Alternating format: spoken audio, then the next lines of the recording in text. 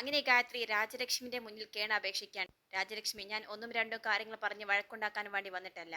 എന്റെ മോളെ നിങ്ങൾ രക്ഷിക്കണം പ്ലീസ് എന്ന് പറയാണ്. അത് ഇനി മോഹൻ വിചാരിച്ചാലേ നടക്കൂ എന്ന് പറയാണ്. അങ്ങനെ ഞാൻ വിചാരിച്ചിട്ട് അവൾ പുറത്തിറങ്ങണ്ട എന്ന് പറയാണ്ടോ പിന്നിൽ നിന്ന് മോഹനൻ. ഇത് കേട്ട് തിരിഞ്ഞു നോക്കാണ്ടോ ഗായത്രി. അപ്പോൾ മോഹനനും ജയേഷും അവിടെ വന്നിരിക്കുകയാണ്. ഇവരൊക്കെ ആരാണ് അകത്തേക്ക് കയറ്റി വിട്ടത് എന്ന് ചോദിക്കാട്ടോ ഭാര്യയോട്. അപ്പോൾ ഗായത്രി പറയുന്നത്, മോഹന, എന്റെ മകളെ ഇഷ്ടമാണെന്നും അവളുടെ പിന്നാലെ നടന്നതും നിന്റെ മകനാണ്. അതുകൊണ്ടല്ലേ ഞങ്ങൾ ഒരു ആലോചനയുമായിട്ട് അന്ന് വന്നത്. അപ്പോൾ മോഹനൻ ചോദിക്കുകയാണെ, അന്ന് വന്നതേ എന്റെ മോൻ ഭാനുവിന്റെ പിന്നാലെ നടന്നിട്ടാണെന്ന് ചേച്ചി തന്നെ പറഞ്ഞാൽ മതിയോ?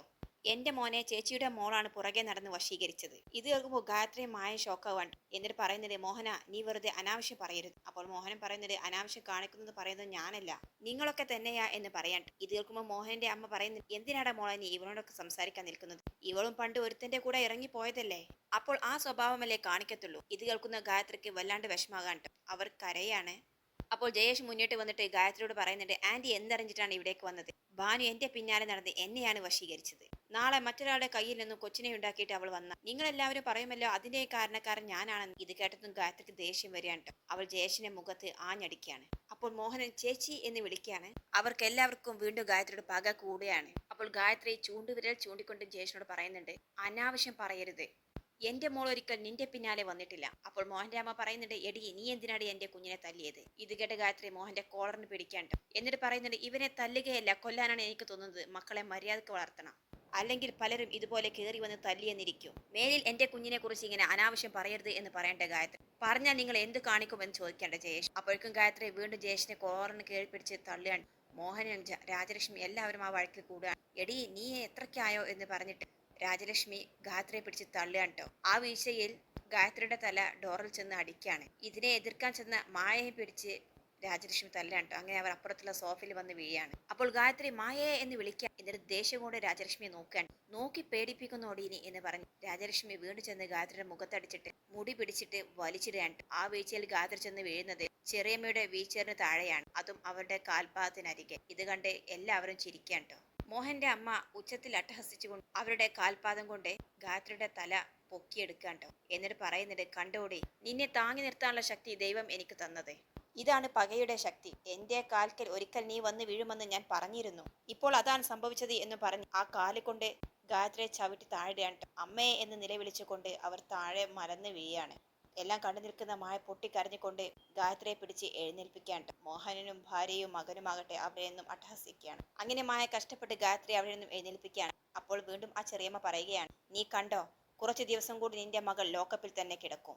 അതിനുള്ള പണിയൊക്കെ ഈ ഭാരതിക്കറിയാം. അപ്പോൾ മായ കരഞ്ഞുകൊണ്ട് പറയുന്നത്, നിങ്ങൾ ഈ കാണിക്കുന്നത് ക്രൂരത തന്നെയാണ്. തെറ്റാരുടെ ഭാഗത്താണെന്ന് മനസ്സിലാക്കാതെയാണ് നിങ്ങൾ ചെയ്യുന്നതും പറയുന്നതുമെല്ലാം. അപ്പോൾ മോഹൻ പരിഹസിച്ചുകൊണ്ട് ചോദിക്കുകയാണ്, ആണോ? എങ്കിൽ പിന്നെ നീ പോയി തെറ്റും ശരിയൊക്കെ കണ്ടുപിടിച്ചിട്ട് വാ, അപ്പോൾ നമുക്ക് നോക്കാം. അപ്പോൾ വീണ്ടും ദയനാവസ്ഥയിൽ നിൽക്കുന്ന ഗായത്രി മോഹനോട് പറയാണ്, മോഹന, ദയവ് ചെയ്ത് എന്റെ മോളുടെ മേലുള്ള ഈ കേസ് നീ പിൻവലിക്കണം. അവൾ ഗർഭിണിയാണ്. ഞാൻ വേണമെങ്കിൽ നിന്റെ കാല് പിടിക്കാം എന്ന് പറഞ്ഞ് മോഹന്റെ കാലിൽ വീഴാണ്ട് ഗായത്രി. അപ്പോൾ മോഹൻ പറയുന്നുണ്ട്, കേസ് പിൻവലിക്കാനുള്ള ഉദ്ദേശം ഇപ്പോൾ എനിക്കില്ല. ചേച്ചിക്ക് ചെയ്യാനുള്ളത് എന്ത് വെച്ചാൽ ചെയ്യേ. അപ്പോൾ ജയേഷും പറയുന്നുണ്ട്, പിടിച്ച് പുറത്താക്കച്ചായി വരെ നമുക്ക് വരുന്നിടത്ത് വെച്ച് കാണാം. അപ്പോൾ രാജലക്ഷ്മി, എന്താ പറഞ്ഞാൽ മനസ്സിലാക്കില്ലേ എന്ന് പറഞ്ഞ് ഗായത്രിയുടെ മുടിയിൽ കുത്തി പിടിക്കുക. എന്നിട്ട് വലിച്ചുകൊണ്ട് പോയിട്ട് പുറത്തേക്ക് പോയി തള്ളുകയാണ്. ആ തള്ളലിൽ ഗായത്രി മുറ്റത്ത് തലയും അടിച്ച് വീഴാണ്. മായ പൊട്ടിക്കരഞ്ഞുകൊണ്ട് അമ്മേ എന്ന് വിളിച്ച് ഗായത്രി അവിടെ നിന്ന് കഷ്ടപ്പെട്ട് എഴുന്നേൽപ്പിക്കാം. എന്നിട്ട് അവളെയും കൊണ്ട് വീട്ടിലേക്ക് മടങ്ങാൻ കേട്ടോ. അവർ പോയതിനു ശേഷം രാജലക്ഷ്മി ചോദിക്കുന്നുണ്ട്, മോഹനേട്ട, ഇനി എന്താ നമ്മുടെ പ്ലാൻ? നമ്മൾ എന്താണ് ഉദ്ദേശിച്ചത് അത് നേടുന്നത് വരെ നമുക്ക് കാത്തിരിക്കും. നീ വാ എന്ന് പറഞ്ഞ് അവർ 3 പേരും അകത്തേക്ക് പോവാണ്. പിന്നീട് കാണിക്കുന്നത് പോലീസ് സ്റ്റേഷനാണ്. അവിടെ ഭരത് ഭാവനയുമായിട്ട് സംസാരിക്കാണ്ട്. ഭാവന പറയുന്നത്, ഭരത്തെ നീ വിഷമിക്കാതിരിക്കെ, നിന്റെ അവസ്ഥ എനിക്ക് മനസ്സിലാകും. സൂര്യ എന്തെങ്കിലും നിന്നോട് പറഞ്ഞു എന്ന് ചോദിക്കുന്നുണ്ട്. സൂര്യേട്ടനും ചേച്ചി പറഞ്ഞതുപോലെ സംസാരിക്കുന്നത്. എന്നെ കുറ്റപ്പെടുത്തുന്ന രീതിയിലൊന്നും സംസാരിച്ചിട്ടില്ല. അതേ ഭരത്തെ, എനിക്കും സൂര്യക്കും നിന്നെ നന്നായിട്ട് അറിയാം. പക്ഷെ നമ്മുടെ വീട്ടിലുള്ളവർക്ക് അങ്ങനെ അറിയും. അവരോട് ഞാൻ പറഞ്ഞ് മനസ്സിലാക്കിക്കോളാം എന്ന് പറയാട്ടോ. എനിക്കുള്ള ധൈര്യം പോലും ഇപ്പോൾ നിങ്ങൾക്ക് ഇല്ലാതായപ്പോ അല്ലേ ഭരത്തെ? നിങ്ങൾക്ക് എന്നെ ഇത്രയും സ്നേഹിക്കുന്നില്ല. ഇപ്പോൾ അമ്മയും മായച്ചും കൂടി എനിക്ക് വേണ്ടിയിട്ട് മോഹൻ മാമന്റെ വീട്ടിൽ വരെ പോയിരിക്കുന്നു. അതിൻ്റെ ഒന്നും ആവശ്യമില്ലായിരുന്നു. എനിക്ക് അവിടുത്തെ വിവരങ്ങൾ അറിയാഞ്ഞിട്ട് ആകെ വിഷമാകാണ്. നീ ഒന്ന് മായച്ചി ഒന്ന് വിളിച്ചു നോക്കുമോ എന്ന് ചോദിക്കുന്നുണ്ട് ഭരത്തിനോട്. അങ്ങനെ ഭരത്ത് വിളിച്ചു നോക്കാം എന്ന് പറയാട്ടോ. പിന്നീട് കാണിക്കുന്നത് ഭാവനയുടെ വീടാണ്. അവിടെ ജാനകി ഭാനുവിനെ ഓരോ കാര്യങ്ങൾ പറഞ്ഞ് ആശ്വസിപ്പിക്കുന്നുണ്ട്. കൂടെ അരുന്ധതിയും ഉണ്ടായിരുന്നു കേട്ടോ. അങ്ങനെ അവർ പറയുന്നുണ്ട്, ഗായത്രിയും മായയും ഫോൺ എടുത്തില്ല, ഇല്ലെങ്കിൽ എന്തായി എന്ന് വിളിച്ച് ചോദിക്കാമായിരുന്നു. ഇതാ അവർ വരുന്നു എന്ന് പറയട്ടെ അരുന്ധതി അവർ വരുന്നത് കണ്ടിട്ട്. അങ്ങനെ ജാനകിയും അവിടേക്ക് നോക്കുന്നു. 2 പേരുടെയും മുഖം തീരെ ഒരു ഉഷാറിൽ നല്ല വിഷമം കാണാനുണ്ട്. അങ്ങനെ ജാനകി ഒന്ന് ചോദിക്കുന്നു, എന്താ മായ, എന്താ ഉണ്ടായത്? എന്താ ഗായത്രി, പോയ കാര്യം നടന്നോ എന്ന് ചോദിക്കുന്നുണ്ട്. ഇല്ല, അവർ ഒരിക്കലും ഈ കേസ് പിൻവലിക്കില്ല എന്ന് ഗായത്രി പറയാണ്. എന്താണ് ഉണ്ടായത് എന്ന് ചോദിക്കുന്നുണ്ട്. അങ്ങനെ മായ സംഭവിച്ച കാര്യങ്ങളൊക്കെ പറയാൻ. എല്ലാം കേട്ട് കഴിയുമ്പോൾ ജാനകിക്ക് ദേഷ്യം വരികയാണ്. ഇതങ്ങനെ വിട്ടാൽ പറ്റില്ലല്ലോ എന്ന് പറഞ്ഞിട്ട് ഗായത്രിയുടെ കൈ പിടിക്കാൻ വാ ഗായത്രി, ഇതിനുള്ള മറുപടി ഞാൻ കൊടുക്കാം എന്ന് പറയാൻ. അങ്ങനെ ഗായത്രിയെയും വലിച്ചുകൊണ്ട് ജാനകി മോഹന്റെ വീട്ടിലേക്ക് പോവുകയാണ്. പുറത്താരെയും കാണാത്തത് കൊണ്ട് ജാനകി ഡോർ കാലുകൊണ്ട് ചവിട്ടി തുറക്കാൻ. അപ്പോൾ ഹോളിലതാ മോഹന്റെ അമ്മ വീൽചെയറിൽ നിന്ന് പത്രം വായിക്കാം. ജാനകി ഓടിച്ചെന്ന് ആ പത്രം എടുത്ത് ദൂരേക്ക് വലിച്ചെറിയാണ്ടോ. എടാ പെരട്ട തള്ളേ, നിങ്ങൾക്ക് ഇനിയും മതിയായില്ല അല്ലേ? ചില്ലറ അഹങ്കാരമൊന്നുമല്ല നിങ്ങൾക്ക്. ഇങ്ങനെ പറഞ്ഞുകൊണ്ട് ജാനകി അവളുടെ വീൽചെയർ കുറെ പ്രാവശ്യം ചുറ്റിക്കാൻ. എന്നിട്ട് അവസാനം കൊണ്ടുപോയി ഒറ്റ തള്ളാണ്. അത് പോയി ഇടിക്കുന്നത് ആ ഡോറിനും. അവരുടെ തല ചെന്ന് ആ ഡോറിൽ ഇടിക്കാൻ. ഇത് കണ്ടിരിക്കൊണ്ടിരിക്കുന്ന ഗായത്രി കണ്ണ് പൊത്തുകയാണ്. അയ്യോ അയ്യോ എന്ന് പറഞ്ഞ് അവർ ഉച്ചത്തിൽ നിലവിളിക്കാണ്ട്. അപ്പോൾ ജാനകി വീണ്ടും ആ വീൽചെയർ പിന്നോട്ട് വലിക്കാൻ. എന്നിട്ട് അവരുടെ മുഖത്ത് അടിക്കാൻ. ശേഷം ആ കാല് നല്ല ചവിട്ട് വെച്ച് കൊടുക്കുക. പിന്നീട് കഴുത്ത് വെച്ച് ഞെരിക്കാൻ. അയ്യോ മോഹന എന്നൊക്കെ ഉച്ചത്തിൽ വിളിക്ക്, എല്ലാവരെയും വിളിക്ക് തള്ളേ. അപ്പോൾ നീ ആരാ എന്ന് ചോദിക്കുന്നുണ്ട്. ഞാൻ ജാനകി, നിങ്ങൾക്ക് ഗായത്രിയെ കൊല്ലണമല്ലേ? അപ്പോൾ ഗായത്രി ആണെങ്കിൽ പിന്നീട് നീ ഏട്ടത്തി വേണ്ട വേണ്ട എന്നൊക്കെ പറഞ്ഞുകൊണ്ടേ ഇരിക്കാൻ. അതേസമയം തന്നെയാണ് മുകളിൽ നിന്നും രാജലക്ഷ്മി ഇറങ്ങി വരുന്നത്. ഇത് കാണുന്ന ജാനകി, നിനക്ക് ഗായത്രിയെ തല്ലണമല്ലടി എന്ന് പറഞ്ഞ് മുഖത്തടിക്കാൻ.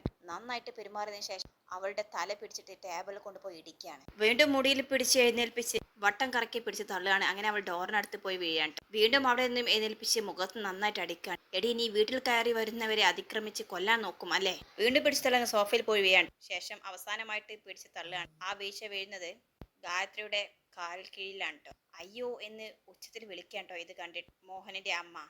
എന്നിട്ട് ജാനകി പറയുന്നുണ്ട്, പറയടി, മാപ്പ് പറയടി. അപ്പോൾ രാജലക്ഷ്മി തലപൊക്കി നോക്കാൻ. അപ്പോഴവൾക്ക് മനസ്സിലാവുന്നത് അവൾ ഗായത്രിയുടെ കാൽക്കലാണ് വീണിരിക്കുന്നത് എന്ന്. ഇത് കണ്ടുകൊണ്ടാണ് മോഹൻ അവിടേക്ക് വരുന്നത്. ലക്ഷ്മി എന്ന് വിളിച്ച് ഓടി വന്ന് രാജലക്ഷ്മിയെ പിടിച്ചുകൊണ്ട് എഴുന്നേൽപ്പിക്കാം. എന്നിട്ട് എന്ത് പറ്റി എന്ന് ചോദിക്കാൻ കേട്ടോ. എന്നിട്ട് ജാനകിയെ നോക്കിയിട്ട് പറയുന്നത്, നിങ്ങൾ എന്താ ഇവിടെ നടക്കുന്നത് എന്ന് ചോദിക്കാൻ. ഞാൻ ഗായത്രിയുടെ ഏട്ടത്തിയാണ് ജാനകി. എന്നിട്ട് മോഹനെ ചൂണ്ടിക്കാണിച്ചുകൊണ്ട് ജാനകി ചോദിക്കുകയാണ് ഗായത്രിയോട്, ഇവൻ നിന്നെ വഴക്ക് പറഞ്ഞോ ഗായത്രി? എടോ നാണമില്ലല്ലോ തനിക്ക്, പഴയ കണക്കും കൊണ്ട് വന്നിരിക്കുന്നു.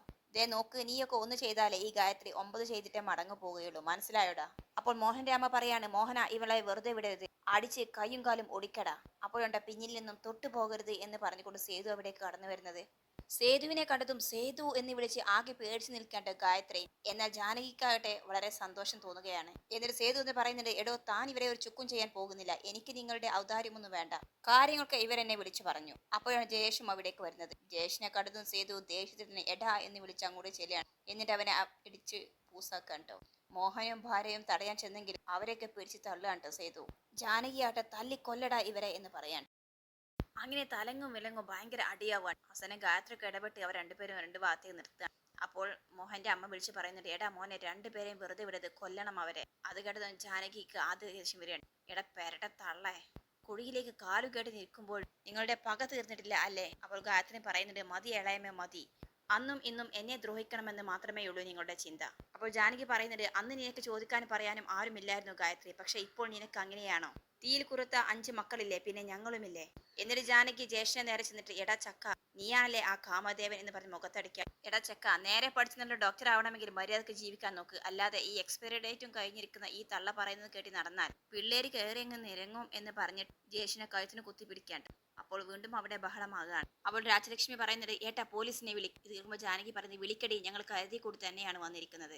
എന്തെങ്കിലും കാരണമില്ലാതെ ഒരാളുടെ വീട്ടിൽ കയറി തല്ലുകയും ബഹളം വെക്കുകയും ഒന്നുമില്ലല്ലോ, എന്താ അതിന്റെ പിന്നിലെന്ന് കോടതിയിൽ തെളിയിക്കട്ടെ. അപ്പോൾ സേതുവും പറയുന്നുണ്ട്, അതേ വല്യമ്മേ, നമ്മൾ കോടതിയിൽ കയറിയാൽ ഇവരെയും കയറ്റണമല്ലോ. അപ്പോൾ ജാനകി പറയുന്നുണ്ട്, മോഹന, നീ ബുദ്ധിമാനെന്നാണ് നിന്റെ വിചാരം, നീ മനഃപൂർവ്വമല്ലേ ഭാവനക്കെതിരെ കേസ് കൊടുത്തത്? ഒരു പെണ്ണ് വന്ന് വഴക്കുണ്ടാക്കി അടിപിടി ഉണ്ടാക്കിയാൽ പുരുഷന്മാർക്ക് എത്രത്തോളം പരിക്കുണ്ടാകുമെന്ന് ആർക്കും ആലോചിക്കാവുന്നതേയുള്ളൂ.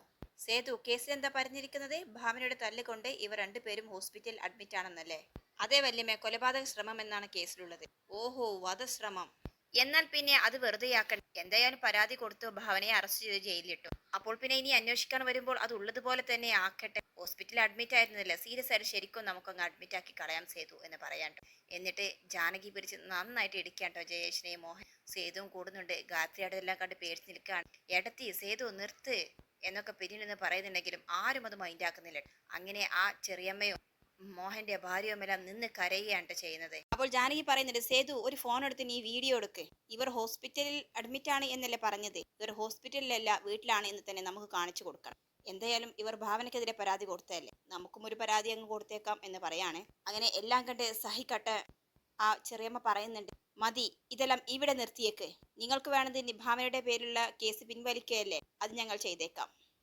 പക്ഷേ പകരം ഗായത്രി എനിക്കൊരു കാര്യം ചെയ്തു തരണം. എന്താ, അതിന് തയ്യാറാണോ എന്ന് ചോദിക്കാൻ ട്ടോ. അപ്പോൾ എല്ലാവരും അവരുടെ ഭാഗത്ത് തിരിഞ്ഞു നിൽക്കുകയാണ്. എന്താണ് നിങ്ങൾ ഉദ്ദേശിച്ചത് എന്ന് ചോദിക്കാൻ ജാനകി. പറയാം. ഇവളുടെ അച്ഛൻ, അതായത് എന്റെ ഭർത്താവ്, അദ്ദേഹത്തിന്റെ സ്വത്തിന്റെ പകുതി ഭാഗവും ഗായത്രിയുടെ പേരിലാണ് എഴുതി വെച്ചിരിക്കുന്നത്. ആ സ്വത്ത് മോഹന്റെ പേരിൽ തിരിച്ച് എഴുതി വെക്കാൻ ഗായത്രി തയ്യാറാണെങ്കിൽ ഞങ്ങൾ ഈ കേസ് പിൻവലിക്കാം എന്ന് പറയാണ്. ഇത് കേട്ട് ഷോക്കായി നിൽക്കേണ്ട സേതു, അങ്ങനെ നിങ്ങൾ ഈ കേസ് പിൻവലിക്കേണ്ട. ഇത്രയും കാലം എന്റെ അമ്മയെ ഉപദ്രവിച്ചതും പോരാ, അവരുടെ പേരിലുള്ള എല്ലാ സ്വത്തുക്കളും പിടിച്ചു വെച്ചിട്ട് അമ്മക്കും മകനും ഇപ്പോഴാണല്ലേ അത് സ്വന്തം പേരിലല്ല എന്നുള്ള ബോധ്യം വന്നത്. അതുകൊണ്ട് പുതിയ അടവുമായിട്ടാണ് അപ്പോൾ നിങ്ങൾ ഇറങ്ങി വന്നത്. ഇതിലെല്ലാത്തിനെയും നിങ്ങളുടെ ലക്ഷ്യം ഇതായിരുന്നു അല്ലേ? അതിനു വേണ്ടിയിട്ടല്ലേ നിങ്ങൾ ഇങ്ങനെയൊക്കെ കാട്ടിക്കൂട്ടിയത് എന്ന് ചോദിക്കാൻ സേതു. എന്തായാലും ഇനി ഞങ്ങൾ അങ്ങനെ അങ്ങ് വിട്ടുതരാൻ ഉദ്ദേശിക്കുന്നില്ല. ഈ കേസ് അതില്ലാതെ തന്നെ ഒത്തുതീർപ്പാൻ പറ്റുമോ എന്ന് ഞാൻ നോക്കട്ടെ. നിങ്ങൾ മാത്രമല്ലല്ലോ പിടിപാടുള്ളവർ, ഈ സമൂഹത്തിൽ വേറെ പലരും ഉണ്ടല്ലോ, ഞാനൊന്ന് നോക്കട്ടെ എന്ന് പറഞ്ഞിട്ട് സേതു ഗായത്രിയും കൊണ്ട് അവിടെ നിന്നും ഇറങ്ങാൻ ട്ടോ. അപ്പോൾ മോഹനനും അവന്റെ അമ്മയ്ക്ക് ആകെ ദേഷ്യത്തിൽ പേടിച്ച് നിൽക്കുകയാണ്. പിന്നീട് കാണിക്കുന്നത് പോലീസ് സ്റ്റേഷനാണ്. അവിടെ വിജയപത്മന് വന്ന് പോലീസിനെ കണ്ട് കാര്യങ്ങളൊക്കെ സംസാരിക്കുന്നു. ഉടൻ തന്നെ ACPക്ക് ഒരു കോളും വരുന്നുണ്ട് കേട്ടോ. അങ്ങനെ അത് പ്രകാരം ഓക്കെ സർ, ഞാൻ റിലീസാക്കാം എന്ന് പറയുന്നുണ്ട്.